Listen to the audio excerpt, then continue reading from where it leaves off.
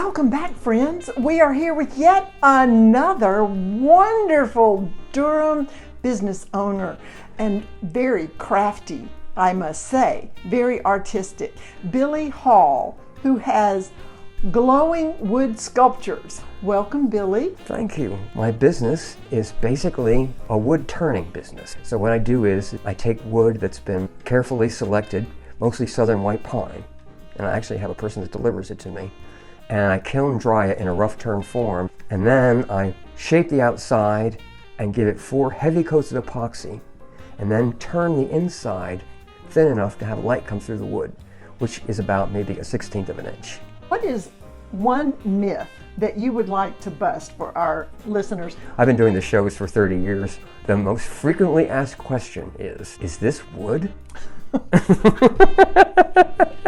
They think it's plastic. They just have no way to compare it to anything because they've never seen anything like it, but it actually is very thin, glowing wood. For one thing, there is one wood that works best for the lampshades themselves. I use a lot of other exotics and hardwoods for the bases of my lamps or sculptures, but southern white pine turns out to be the most ideal wood that I have found in terms of making these glowing wood lampshades or sculptures. And it took me a long time to actually find and use that particular kind of wood. Southern white pine is not very common in Durham, so it took me a while to even find or locate white pine and to find out how incredible it was. And the reason white pine works so well is because southern white pine has a ring of branches that goes around at the same elevation on the trunk. And then it throws out another ring of branches a few feet up. Those rings of branches have the knots in them, and the knots are saturated with resin, so they're particularly translucent and picturesque. By the name, southern white pine, I'm guessing they are grown in the South? Bingo! Good thing you live in Durham, North Carolina. Good thing I do. Another question that people ask me at shows is, this is a thin piece of wood hanging out over a hot light bulb. Is it going to crack? And the answer to that is a definitive no. It is not going to crack. These are guaranteed not to crack. And I will confess that over the last 20 years, I have had a few specimens come back that did crack. But I actually spent a lot of time and effort ensuring that the wood is stable. I have a special kiln that I use that I can kiln dry the wood with. And then what I do is I impregnate it totally with epoxy. So really, what you're looking at with these things is actually mostly epoxy. It's not really wood. It's got the wood grain in it. But these things are saturated in epoxy from both sides. So it's almost like they're like plastic. And they sort of feel like plastic too, in a way, because they're so smooth. No, not every part is wood. There's typical lamp parts that are supporting the shades, you know, with the lamps that I make. There's a harp that's made out of brass and a little thing that it plugs into. And then there's a finial on top that screws the shade down. And also, the most important thing is that in the bottom of the lamps, or actually in any of my work, I have cast iron loaders. They're anywhere from 3 to 8 pounds. So these things are heavy. They're not going to fall over. That was the whole reason. So when you pick one of these things up, it looks like it only weighs like a featherweight, and people their eyes get wide. I go, wow, this thing is heavy. And I said, that's because I have cast iron in the bottom of them. You know, so. Like, how many people do what you do? I've only ever known 2 other guys that did it. One of them was Peter Block. He lives in New Hampshire. It's really funny because in September of 1989, spontaneously and independently, thought of the idea of making a lamp out of wood. He was in New Hampshire and I was down here. I didn't learn about him for probably a year, but I did meet him once. And his work is completely different from mine. It's incredible. It's way different. And then I have another guy that actually called me up last year and wanted to spend a weekend with me learning, you know, the trade, wanting to do it himself. He's actually doing something like that, although he's not doing anything like my work at all. It's completely different. Not only that, but he's not using a lathe.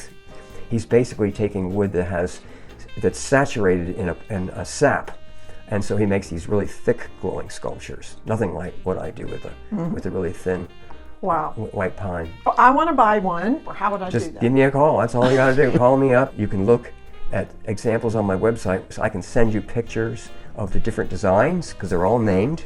So you can have a particular, you know, lamp, or you can have a sculpture with the different names and different shapes, and I can text them to you, so it's no problem to do that. All right. And I can give you a price and tell you how long it's going to take to get it. and all that. So all you have to do is call me up. That's all you have to do. What is the fastest you can do? You know, I could do small one in same-day service. Whoa. Because I actually have some of my collection here. Okay. Then I can just go ahead and say, well, take this one. Because I have run into people that have been in emergencies like yes, that. Right. I feel for them. It's like, I mean, you know, really, you're looking at 2 weeks at least, you know? Okay, well, that's good. What's the longest it's taken you to create one of your marvelous lamps? Well, it depends on the size and the complexity. You know, my larger sculptures take about, I'd say, at least 10 weeks. It depends on the design, okay? Now, my lampshades are almost all one piece. Wow. Okay, but the sculptures are many pieces, depending on the size.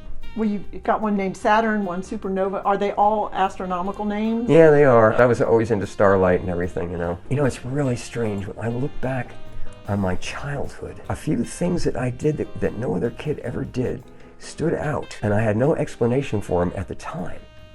But looking back now at 71, I realized that when I was only 3 years old, I was already fascinated with glowing things. And what I would do is I'd go to bed at night with a flashlight and one of my father's translucent comb, and I would see the light coming through that plastic and just think that was the coolest thing. And I had a wristwatch that had that radium dial, you know, numbers on it, and I would charge it up with the flashlight, and then I'd put it under the covers, and I'd sit there and stare at those radium things winking and blinking, you know, under the covers. I'm surprised I still have eyes, because I was like this close to radium for like for a while. Well, I went to school here. I went to Duke, and we were the class of 73, so I was here from 69 to 73. I took a 2-year road trip in a van, because I was a hippie. That's what hippies did. That's right. That's right, you know? I was slated for medical school, so it just wasn't me, you know. And it was funny because my parents, you know, were so disappointed because I told them, well, I'm going to be a doctor, and I'd worked in a hospital as an orderly for 4 summers. And I just decided one day, I thought, you know, this is just not me. I'm just not going to be happy doing this. What do you love about Durham? Oh, I love everything about Durham. I love the way it's laid out. I love all the running trails. I'm a connoisseur of the running trails in Durham. And the people are great here, and they have a great farmer's market. Oh yeah, a lot of art, lots of artists. And we have a really nice old theater here. It was built in like the early 1900s. It's still here. Beautiful, big, oh God, like 3 or 4 different rooms. Tons of great restaurants here. Absolutely. Have you heard the expression, or what do you think of the expression, keep it dirty Durham? I've never heard that expression before, so I don't really have a comment on it. Sounds good though, you know. Any parting words for our listeners out there? Whatever you do, don't try to make a lamp out of wood. It's a bitch. Just call Billy and he'll do it for you. All right, thank you, Billy. We'll put the information about how to get in touch with you at the end of this video, website, email, phone number, however you want to be contacted. And thank you so much. Thanks for watching this wonderful interview with yet another fabulous business owner in the Durham area, Billy Hall with glowing wood sculptures. This is Dia Irby, your favorite realtor, by your side all the way. Bye now.